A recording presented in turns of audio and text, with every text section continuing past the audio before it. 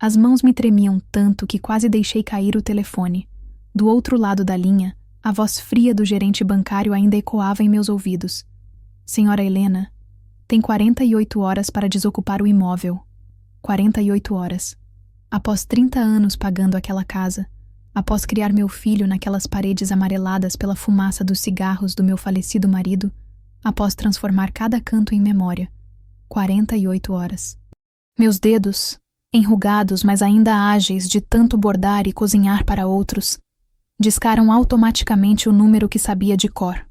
Ricardo, meu único filho, meu tesouro. O homem de 42 anos para quem dediquei cada respiração dos últimos 26 anos de viuvez. Alô? A voz dele soou distante, ocupada. Filho, minha voz saiu como um sussurro estrangulado. Preciso muito de você agora. Vão tomar a casa e eu não sei o que fazer. Não tenho para onde ir e... Mãe, estou numa reunião importante. O tom impaciente me cortou como uma lâmina. Não posso lidar com seus problemas agora. Ricardo, por favor. Só preciso de um lugar para dormir algumas noites, até resolver. Dorme na rua. Estou ocupado demais para te ajudar agora. O silêncio que se seguiu foi ensurdecedor. O telefone escorregou da minha mão e bateu no chão de cerâmica rachada da cozinha, onde preparei milhares de refeições para ele. O eco metálico reverberou pela casa vazia, como se os próprios móveis sussurrassem sua desaprovação. Permaneci imóvel, observando a luz dourada da tarde se filtrar pelas cortinas floridas que costurei com tanto carinho. O cheiro familiar de lavanda e baunilha, minha assinatura olfativa espalhada em cada gaveta, cada armário. Agora parecia uma despedida melancólica. Dorme na rua. As palavras do meu próprio filho martelavam em minha mente enquanto eu caminhava pelos cômodos, tocando delicadamente cada objeto que em breve seria perdido para sempre. Helena? O que houve, querida?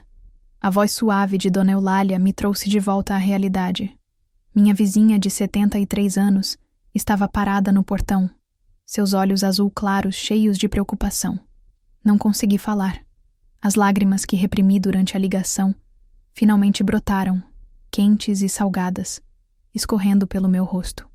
Eulália entrou sem cerimônia e me envolveu em um abraço que cheirava a talco e carinho maternal. Conte-me tudo, disse ela, me guiando até sua própria cozinha, do outro lado da cerca de madeira que separava nossos quintais há décadas. Enquanto suas mãos experientes preparavam um chá de camomila, eu narrei minha desgraça. A doença de Jorge, meu marido. As dívidas médicas que se acumularam. Os empréstimos que fiz para pagar o tratamento. A morte dele. A depressão que me impediu de trabalhar por meses. Os juros que cresceram como erva daninha. E agora, a execução. E Ricardo? Perguntou Eulália, servindo o chá em xícaras de porcelana delicada, herança de sua avó portuguesa. Contei sobre o telefonema. Sobre as palavras que ainda queimavam minha garganta. Eulália ficou em silêncio por um longo momento, mexendo lentamente o açúcar em sua xícara. Helena, disse finalmente, você não vai dormir na rua. Não enquanto eu tiver um teto sobre a cabeça. Eulália, eu não posso aceitar. Claro que pode. E vai aceitar. Sua voz tinha uma firmeza gentil que não admitia argumentos. Tenho um quarto de hóspedes vazio desde que minha irmã se mudou para o asilo. Você fica o tempo que precisar. Naquela noite, deitada em uma cama que não era minha, em um quarto que cheirava a naftalina e memórias alheias, contemplei o teto desconhecido e me perguntei como havia chegado àquele ponto. 68 anos de vida, e tudo o que me restava cabia em 2 malas de tecido surrado. O som distante de Eulália roncando no quarto ao lado era curiosamente reconfortante. Havia anos que não dividia uma casa com outra pessoa. Havia anos que não me sentia, não exatamente em casa, mas pelo menos segura. Na manhã seguinte, Eulália me serviu café com leite e pão de açúcar caseiro, enquanto planejávamos os próximos passos. Você precisa revirar todos os papéis que salvou, disse ela, espalhando manteiga em uma fatia dourada. Às vezes há tesouros escondidos onde menos esperamos. De volta à minha antiga casa, agora com o lacre de interdição na porta, consegui autorização do oficial de justiça para retirar alguns pertences pessoais. Entre roupas e fotografias, encontrei uma caixa de sapatos que não abria há anos. documentos antigos, certidões amareladas, cartas. E então, entre as páginas de um testamento que julgava sem valor, descobri uma folha que me fez o coração acelerar. Uma escritura de terreno em nome de minha tia Conceição, falecida há 15 anos.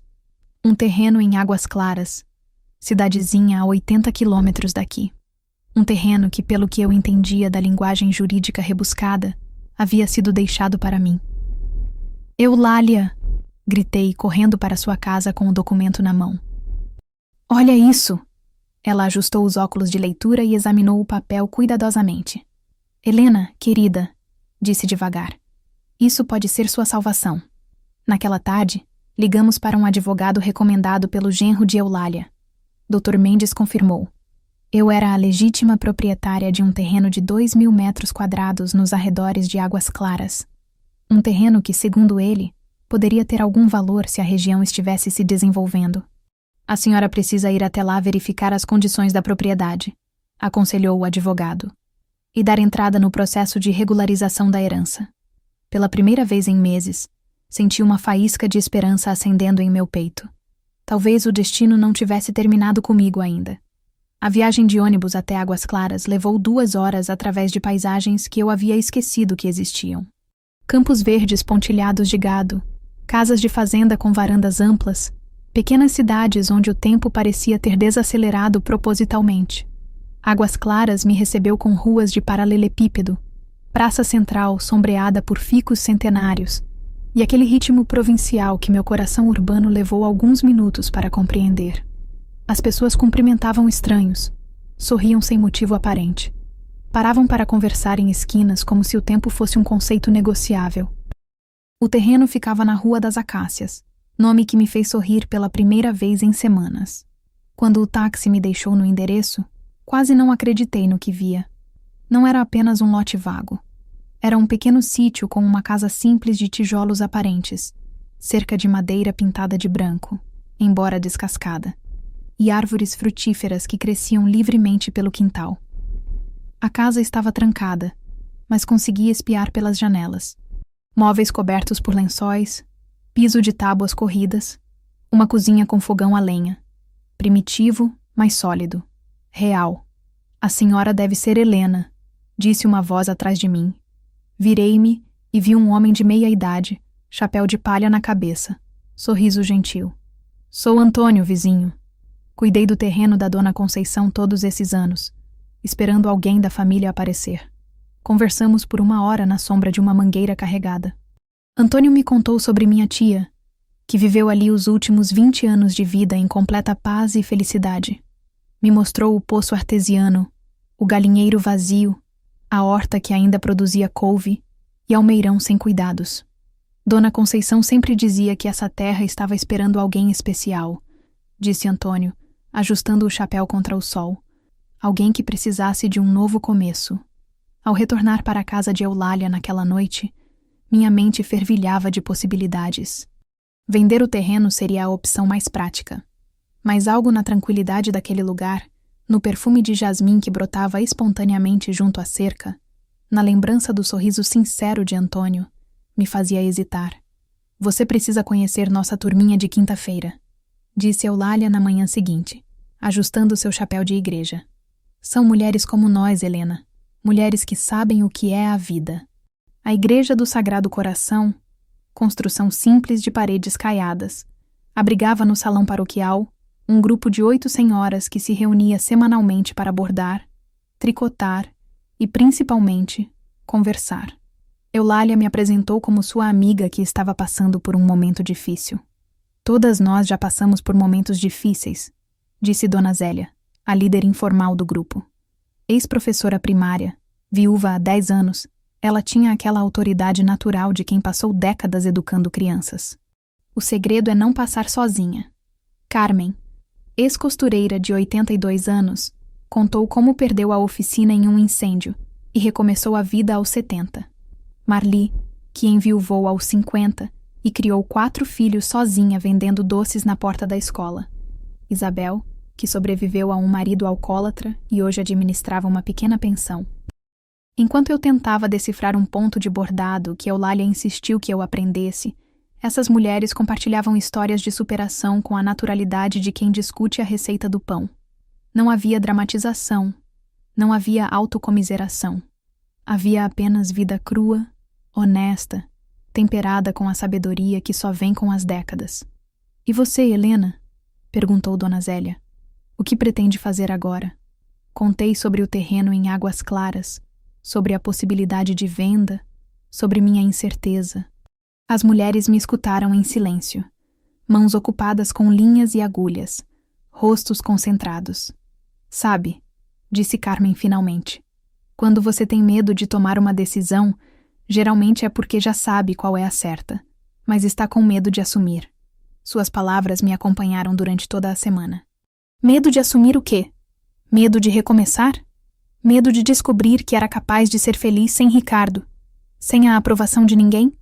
Voltei a Águas Claras na semana seguinte, desta vez com a determinação de conhecer melhor minhas opções. Na prefeitura, um funcionário jovem e prestativo me atendeu com uma eficiência que me surpreendeu. Senhora Helena, disse Carlos, ajustando os óculos enquanto consultava mapas e documentos. A senhora tem uma propriedade muito bem localizada. Essa região toda vai ser beneficiada pelo projeto de desenvolvimento rural sustentável do governo estadual. Ele me mostrou plantas e projetos. A estrada que passava próxima ao meu terreno seria asfaltada. Haveria incentivos para a agricultura familiar, turismo rural, cooperativas de artesanato. Em 2 anos, essa área vai estar completamente transformada, garantiu Carlos. Isso significa que vale a pena vender agora? Perguntei. Depende do que a senhora quer, respondeu ele. Se quer dinheiro rápido, pode vender por um valor razoável hoje. Se quer construir algo para o futuro... Ele fez uma pausa significativa. Bom, essa terra tem potencial para muito mais do que a senhora imagina. Caminhando pelas ruas de Águas Claras depois da conversa, observei com olhos diferentes os pequenos comércios, as casas simples, mas bem cuidadas, os jardins onde rosas conviviam harmoniosamente com pés de quiabo. Havia uma qualidade de vida ali que eu havia esquecido que existia. Pessoas que se conheciam, que paravam para conversar, que dividiam verduras da horta com os vizinhos. Sentei-me na praça central, observando crianças brincarem enquanto suas mães conversavam nos bancos próximos. Quando foi a última vez que me sentei em uma praça só para observar a vida acontecer? Quando foi a última vez que não tinha pressa para chegar a lugar nenhum? O perfume de pitanga madura vindo de uma árvore próxima me trouxe uma memória repentina. Eu, aos 8 anos, subindo em uma pitangueira no quintal da minha avó. A sensação de liberdade, de pertencimento, de estar exatamente onde deveria estar. 3 semanas depois, quando eu estava começando a me acostumar com a rotina na casa de Eulália, o telefone tocou. Era Ricardo. Mãe, preciso conversar com você. Sua voz soou diferente. Menos arrogante, mais... humana. Concordei em encontrá-lo em uma lanchonete próxima, território neutro onde nenhum de nós se sentiria no controle da situação. Ele chegou 10 minutos atrasado, terno amarrotado, olheiras profundas. Por um momento, vi nele o menino assustado que corria para meus braços quando tinha pesadelos. Mas a mágoa ainda estava fresca demais para que eu me deixasse amolecer. Mãe, eu sei que fui um covarde, começou ele, mexendo nervosamente no café que nem tocara. Sei que você não merecia ouvir aquilo de mim. Esperei em silêncio. Havia aprendido nas conversas com as mulheres da igreja que às vezes a melhor resposta é simplesmente escutar. Estou me separando da Cristina, continuou. Ela quer metade de tudo, incluindo o apartamento. Estou desesperado com dívidas, com advogados, com medo. Pela primeira vez, percebi que meu filho também era vulnerável. Também tinha medos. Também cometia erros. A descoberta deveria ter me trazido compaixão, mas o que senti foi uma estranha libertação. Ele não era o homem perfeito e bem-sucedido que eu imaginava. Era apenas um ser humano imperfeito, como todos nós. Por que está me contando isso agora? Perguntei. Porque... Ele engoliu em seco. Porque ouvi dizer que você herdou um terreno, e pensei que talvez pudéssemos ser sócios em alguma coisa. Ah, ali estava a verdadeira motivação. Senti uma dor aguda no peito, mas também uma clareza cristalina. Meu filho não havia voltado por arrependimento ou amor. Havia voltado por interesse. Ricardo, disse calmamente, quando eu mais precisei de você, você me disse para dormir na rua. Agora que pensa que posso ter algo de valor, aparece querendo sociedade. Mãe, não é assim. É exatamente assim. Levantei-me, pegando minha bolsa. E sabe de uma coisa? Obrigada por ter me mostrado quem você realmente é. Me poupou de cometer o mesmo erro 2 vezes. Saí da lanchonete com o coração acelerado, mas com uma sensação estranha de leveza. Era a primeira vez em minha vida que havia confrontado Ricardo. A primeira vez que colocara minha dignidade acima do meu amor por ele. Uma semana depois desse encontro doloroso, Eulália me apresentou a uma oportunidade inesperada. Helena, quero que você conheça Dona Clarice, disse, me levando até uma das casas mais antigas e imponentes do centro histórico da cidade. Clarice Andrade, 85 anos, havia sido professora de piano por mais de 50 anos. Sua casa, uma construção colonial de 2 andares, estava repleta de memórias musicais. Partituras empilhadas sobre móveis de jacarandá, um piano de cauda que ocupava metade da sala, fotografias de alunos famosos que haviam passado por suas mãos. Preciso de companhia, disse Clarice sem rodeios. Não de enfermeira, não de empregada. Preciso de alguém que entenda que uma casa como esta não pode ficar vazia e silenciosa. Ela me ofereceu moradia, alimentação e um salário modesto em troca de companhia e cuidados básicos. Tenho 85 anos, Helena. Minha cabeça está boa, minhas mãos ainda tocam piano, mas meu coração está precisando de outro coração próximo. A casa cheirava a lavanda, cera de carnaúba e algo indefinível que só casas antigas possuem. A essência sedimentada de décadas de vida. Meu quarto seria no 2º andar, com janela para o jardim dos fundos onde jasmim, manga e dama da noite perfumavam as noites. Por que eu? Perguntei a Clarice, genuinamente curiosa. Porque Eulália me contou sua história, respondeu ela, acomodando-se na poltrona ao lado do piano. E porque reconheço em você algo que reconheço em mim. Uma mulher que dedicou a vida aos outros e agora precisa aprender a viver para si mesma. Aceitei a proposta no mesmo dia. Mudei-me para a casa de Clarice com minhas 2 malas e o coração cheio de uma esperança cautelosa. Talvez, aos 68 anos, eu ainda tivesse tempo para descobrir quem era Helena quando não estava sendo mãe, esposa ou cuidadora de outros. 2 semanas depois de me instalar na casa de Clarice, ela me pediu para ajudá-la a organizar o sótão. Há coisas lá em cima que não mexo há anos, disse, subindo devagar os degraus de madeira que rangiam sob nossos pés. O sótão era um tesouro de memórias. Baús com roupas antigas, instrumentos musicais esquecidos, pilhas de fotografias amareladas. Enquanto separávamos o que deveria ser guardado do que poderia ser doado, Clarice ia narrando histórias de sua vida. Olha só, disse ela, abrindo um álbum de fotografias. Conheci este homem? Era uma foto em preto e branco dos anos 1960. Um homem jovem, elegante, sorrindo ao lado de um piano. Meu coração quase parou. Jorge, sussurrei. Meu marido. Clarice me olhou com surpresa. Jorge Ribeiro? Ele estudou piano comigo por alguns anos quando era jovem. Tinha um talento natural, mas acabou seguindo a engenharia. Nos minutos seguintes, ela me contou histórias sobre Jorge que eu nunca havia ouvido. Como ele tocava Chopin com uma sensibilidade rara. Como sonhava em compor músicas próprias. Como abandonou a música quando se casou, para se dedicar a profissões mais práticas. Ele falava muito de você, disse Clarice, folheando outras páginas do álbum. Helena aqui, Helena ali. Era apaixonado por sua esposa antes mesmo de se casar. Senti lágrimas correndo pelo meu rosto. Não eram lágrimas de tristeza, mas de uma emoção complexa que não sabia nomear. Era como se uma parte perdida do meu Jorge tivesse sido devolvida para mim. Uma parte jovem, sonhadora, que eu nunca conheci completamente. Por que nunca me contou sobre as aulas de piano? Perguntei ao retrato sorridente de meu marido falecido. Porque os homens daquela geração achavam que tinham que escolher entre sonhos e responsabilidade, disse Clarice, tocando delicadamente a fotografia. Não sabiam que é possível ter os dois. Naquela noite, Clarice tocou uma música que Jorge havia tentado compor durante as aulas. Uma melodia simples, melancólica, inacabada. Enquanto as notas preenchiam a sala, senti como se meu marido estivesse ali, me sussurrando segredos que nunca conseguiu compartilhar em vida. Um mês depois de me mudar para a casa de Clarice, ela me chamou para uma conversa séria. Sentamos na varanda dos fundos, observando o jardim onde rosas antigas dividiam espaço com ervas medicinais que ela cultivava há décadas.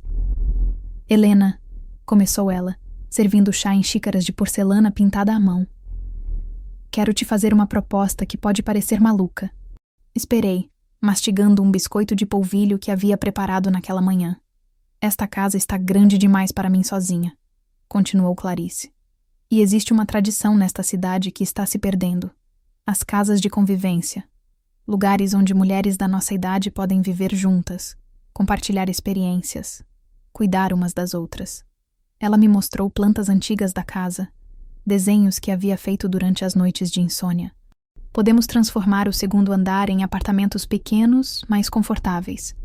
A sala principal viraria um espaço comunitário. O jardim poderia ter uma horta coletiva. Minha primeira reação foi de incredulidade. Clarice, isso custaria uma fortuna. E eu não tenho... Eu tenho, disse ela simplesmente. Helena, você acha que vivi 85 anos dando aulas de piano e não juntei nada? Investir em pessoas que me importam é a única coisa que ainda me interessa fazer com meu dinheiro. Explicou que havia observado minha dedicação, minha capacidade de transformar uma casa em lar, minha forma natural de cuidar sem sufocar. Você seria a administradora do projeto, não uma funcionária, uma parceira. Mas por que eu? Perguntei, ainda processando a proposta audaciosa. Porque você sabe o que é precisar de um lugar para recomeçar, respondeu Clarice, seus olhos azuis brilhando com uma determinação que me lembrou de mim mesma em momentos de decisão importantes. E porque, ao contrário da maioria das pessoas, você entende que cuidar dos outros pode ser uma forma de amor próprio. Pedi tempo para pensar. Naquela noite, caminhei pelo jardim sob a luz da lua, respirando o perfume de dama da noite que se intensificava na escuridão.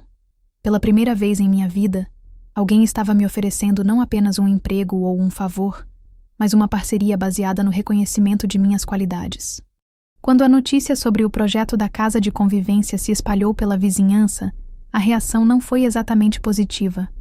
Um grupo de moradores, liderado por Valdemar Souza, dono de uma imobiliária local, organizou uma petição contra o que chamavam de transformação do bairro residencial em pensão comercial.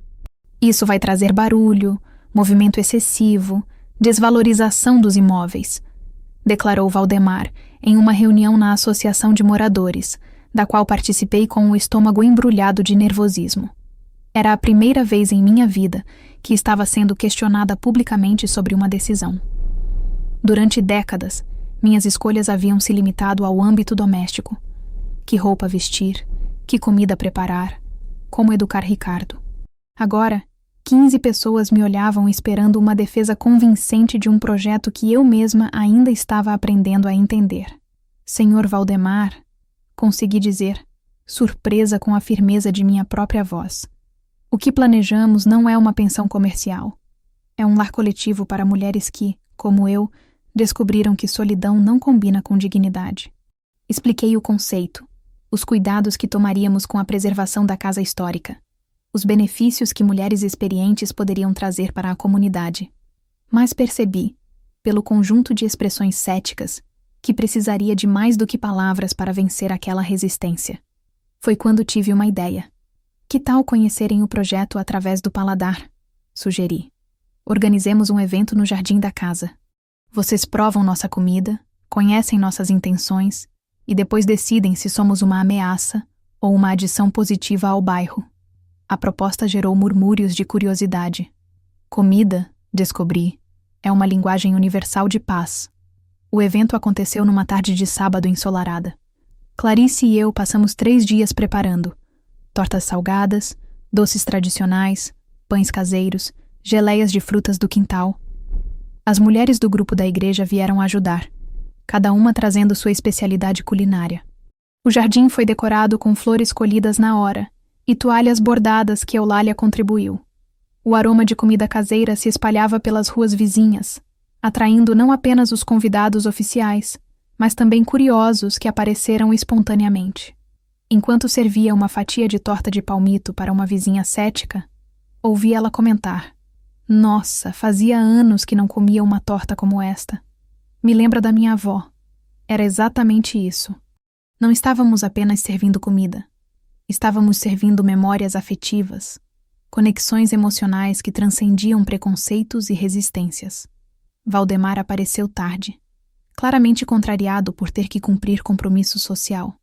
Mas o vi experimentar discretamente um pedaço do bolo de fubá com goiabada e repetir a dose quando achou que ninguém estava vendo. "Dona Helena", disse uma senhora que eu não conhecia. "Fiquei sabendo que a senhora perdeu sua casa há alguns meses. Como conseguiu não se deixar abater?" A pergunta me pegou desprevenida.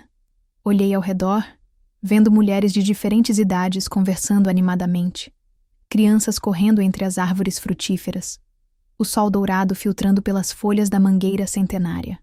"Aprendi", respondi devagar, "que às vezes perdemos as coisas para descobrir outras que nem sabíamos que existiam." 2 semanas após o evento no jardim, Valdemar me procurou.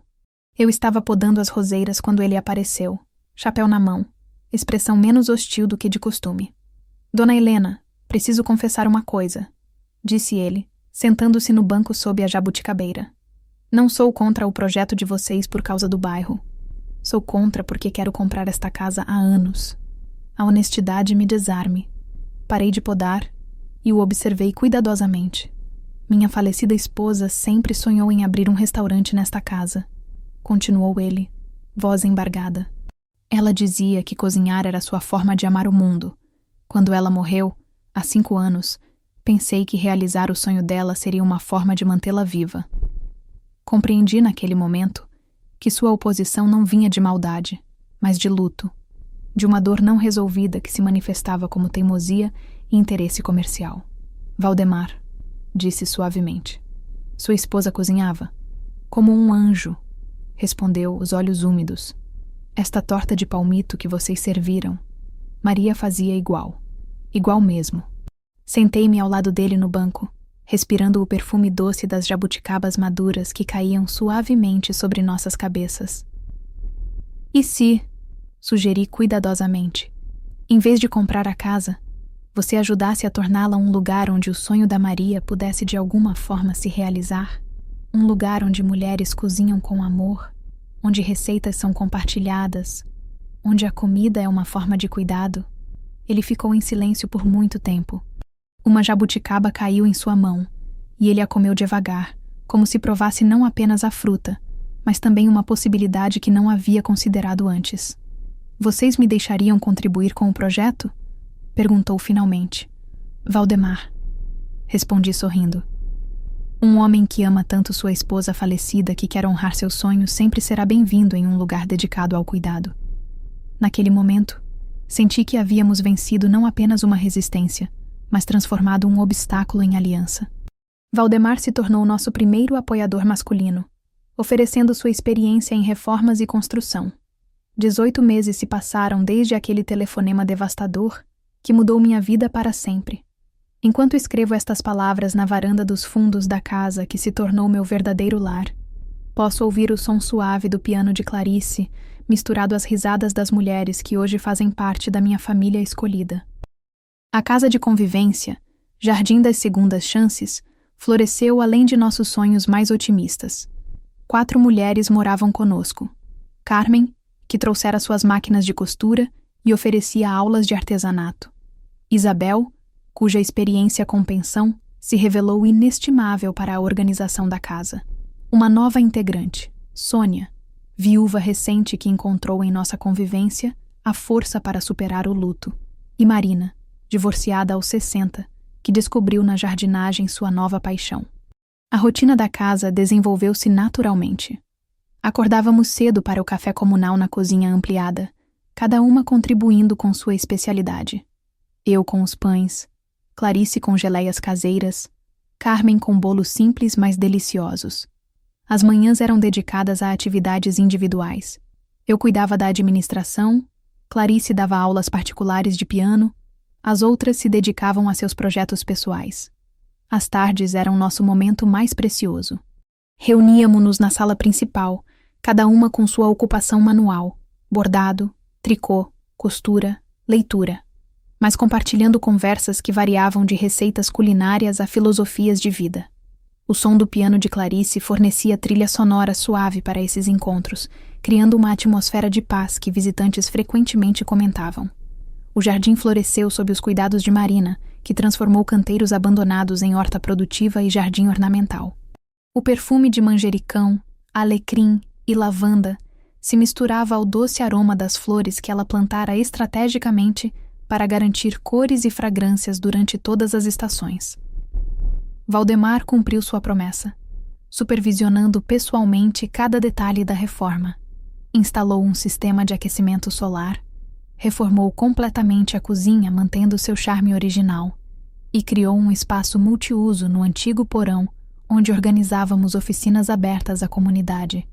Ricardo apareceu 3 vezes nesses 6 meses. Na primeira visita, chegou arrogante, questionando minha aventura e sugerindo que eu estava sendo manipulada por pessoas interesseiras. Saiu quieto, observando a harmonia genuína que havia entre nós e a evidente felicidade que eu irradiava.